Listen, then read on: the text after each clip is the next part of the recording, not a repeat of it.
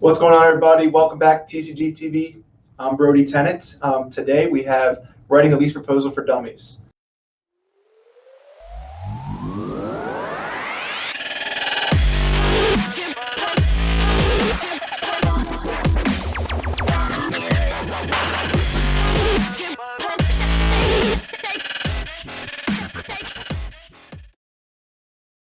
All right, so first let's go over the actual lease proposal terms. Nuts and bolts of that are basically going to be as follows here.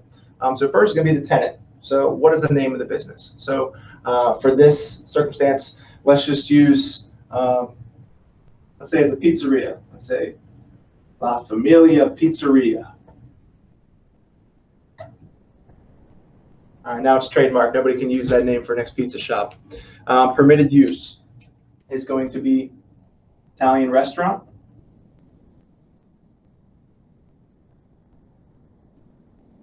Okay.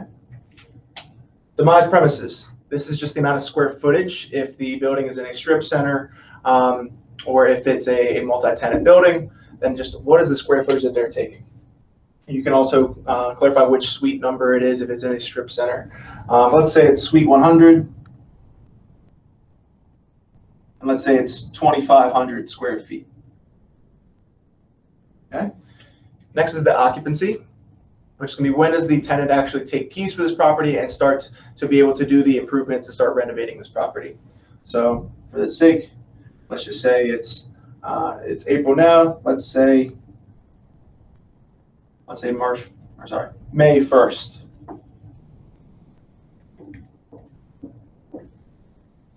May 1.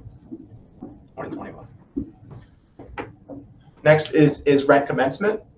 So this is when the lease actually starts. Now, just because you occupy the property, your lease does not start until the rent commences. So the landlords a lot of times will give you the time between your occupancy date and your commencement date for you to get permits to get your build out approved, or get your build out done, get all your fixtures, your equipment in, and get ready to operate for business. So let's say for this deal, we get, let's say 6 months. So we got April, May, June, July, September, October. So let's say October 1. My birthday, by the way. Everybody put that on your calendars. That will be when the rent commences. So from that date, your lease starts ticking. And then that's when we get to term, which would be how long is the length of your term. So starting October 1st, let's say it's a 10-year term.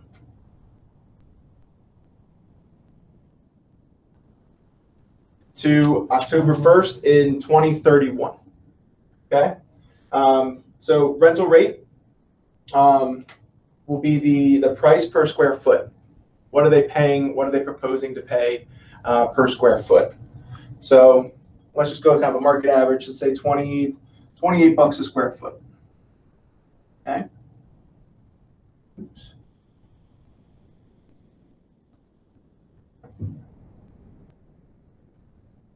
Next, on the same line, we need to know what type of lease it is. And as we talked about before, there's different types of leasing. There's triple net leases, there's full service, there's modified gross leases.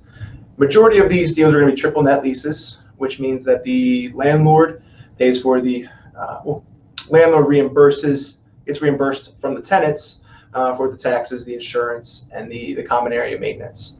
And that's done on a price per square foot basis, and it varies depending on the property. So let's say it's a triple net lease. Then you also negotiate the increases. So as markets continue to rise in commercial real estate, landlords are going to ask for an increase in the rent as well. Typically can be done on an annual basis, every 5 years, 10 years, depending on the credit of the tenant. That's really going to be deterring on how quick the increases are there, and depending on the rest of the terms. But industry standard is 3% annual increases. Okay. And underneath that, you will negotiate on the options to renew the lease. So if it's a 10-year term, once that 10 years is up, they will have options to renew that lease. So typical is to do 2 5-year options is pretty much industry standard.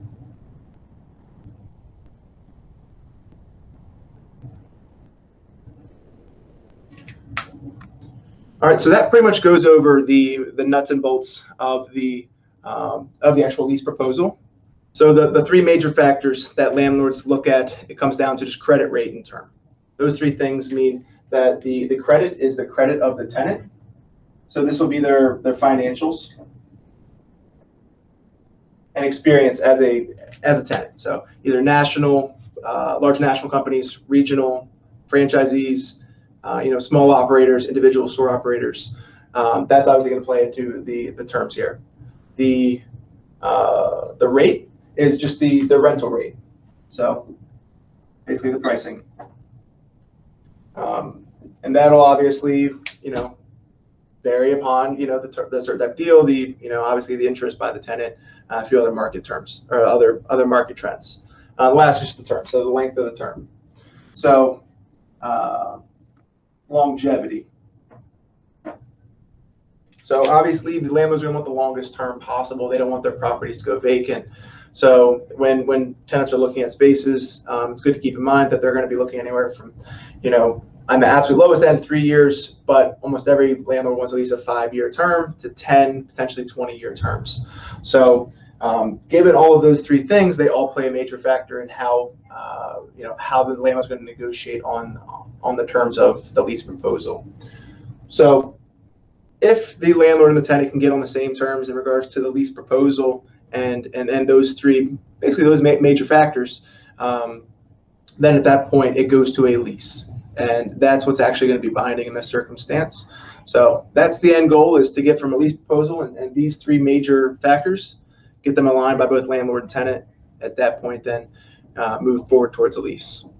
So hopefully that was helpful for you guys. I tried to explain the best I can in a quick amount of time, but I'm happy to help you guys out with any other questions you may have on lease proposals and leasing. Feel free to reach out to us via social media or email or call us. I'll be happy to help you guys out. Otherwise, see you next time. Bye.